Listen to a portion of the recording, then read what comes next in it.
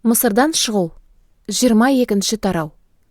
Біреу мүйізді ірі қара, не ұсақ мал ұрлап сойып алса, немесе сатып жіберсе, ол айып ретінде бір ірі қара үшін 5-еуін, бір ұсақ мал үшін 4-еуін төлесін. Біреу түнде бұзып кіріп жатқан ұрыға тап болып, оны ұрып өлтірсе, төгілген қан оның мойнына жүктелмейді. Ал егер оқиға жарықта болған болса, онда төгілген қан оның мойнында. Ұры ұрланған заттардың орнын толтырсын. Егер ештеңесі болмаса, онда соларды төлеу үшін өзі басбайлы қызметшілікке сатылсын. Егер ұрланған малдар не мүйізді ірі қара, не есек, не қой ешкі болсын, оның қолынан тірідей табылса, онда ол ұрлағандарын 2 есе етіп қайтарып берсін. Біреу егістігінде, не жүзімдігінде малдарын бағып, олардың басқа біреудің егістігінде емін-еркін жайылуына жол берсе, онда ол өз егістігінің, не жүзімдігінің өнімінің ең жақсысынан айып төлесін. Егер өрт тұрып, тікенді бұталарды қамтып, жиналған астық бауларын, пісіп тұрған егінді, я болмаса бүкіл егістікті өртеп жіберсе, онда сол өртті шығарған адам шығынның орнын толтыруға тиіс. Біреу жақынына ақшасын, не дүниесін сақтап қоюға аманаттап, олар соның үйінен ұрланып, ұры қолға түссе, ол ұрлағандарын 2 есе етіп қайтарсын. Ал ұры табылмаса, үй иесі Құдай тағайындаған төрешілердің алдына барып, оның өз жақынының меншігіне қол сұқпағандығы айқындалсын. Кез келген даулы мал дүние туралы, мүйізді ірі қара, есек, қой ешкі, киім-кешек, не басқа да жоғалған меншік жайында біреу жоғалтқаным осы десе, 2 жақта мәселені төрешілердің алдына алып барсын. Олар Құдай алдында кімді кінәлі деп тапса, сол жақынына 2 есе етіп қайтарсын. Біреу жақынына есегін, мүйізді ірі қарасын, қой ешкісін, не басқа бір малын баға тұруға беріп, сол өліп немесе жарақаттанып қалса, яки біреу айдап кетіп, бұл жайтты ешкім көрмеген болса, онда малды бағуға алып қалған жақынымның меншігіне қол сұқпадым деп, жаратқан иенің алдында ант берсін. Екеуінің арасындағы даулы мәселе осылай шешілсін.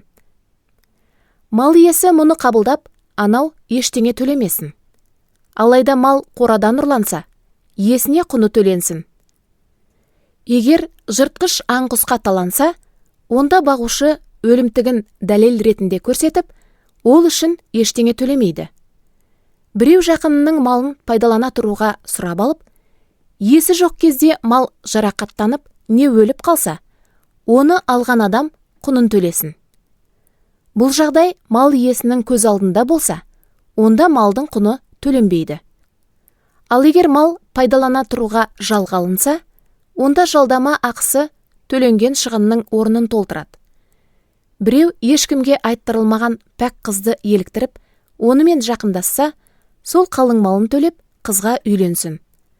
Ал әкесі оған қызын ұзатуға келіспесе, онда айыпкер қалың мал мөлшерінде күміс ақша төлесін. Сиқыршыларды тірі қалдырмаңдар. Малмен жақындасатын әркім өлтірілсін. Жалғыз жаратқан иеден басқа тәңірлерге құрбандық шалған әркім түп тамырымен құртылсын. Жат жұрттық келімсектерге қысым көрсетіп, зорлық-зомбылық жасамаңдар. Өздерің де Мысырда жат жұрттық болып тұрдыңдар ғой. Жесірлер мен жетімдерге жәбір көрсетпеңдер.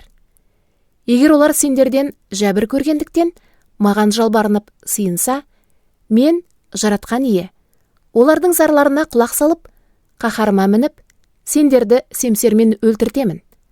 Сонда өз әйелдерің жесір, балаларың жетім қалады. Араларыңдағы халқымның мұқтаждықтағы біреуіне қарызға ақша берсең, пайда күнен болып, бергенің үшін өсім ақша талап етпе. Егер қарыздар жақыныңның шапанын кепілдікке алсаң, оны күн бата қайтарып беріп отыр. Шапаны оның үстін жабатын жалғыз жамылғысы болғанда, сол бейшара не жамылып ұйықтамақ? Ол маған жалбарынып сыйынса, мен оның зарына құлақ саламын. себебі мен қайырымдымын. Сонымен Құдайды қорлама. Халқыңның басшысына балағат сөз айтпа. Қамбаларың мен күбілеріңе жинаған өнімдеріңнің алғашқыларын маған ұсынуға сараң болмаңдар. Тұңғыш ұлдарыңды маған бағыштаңдар. Мүйізді ірі қара, не ұсақ малдарыңның тұңғыш төлдерімен де солай істеңдер. Олар 7 күн бойы енелерінің бауырында болсын. Ал 8-ші күні оларды маған құрбандыққа шалыңдар. Сонда сендер маған бағышталған қасиетті боласыңдар.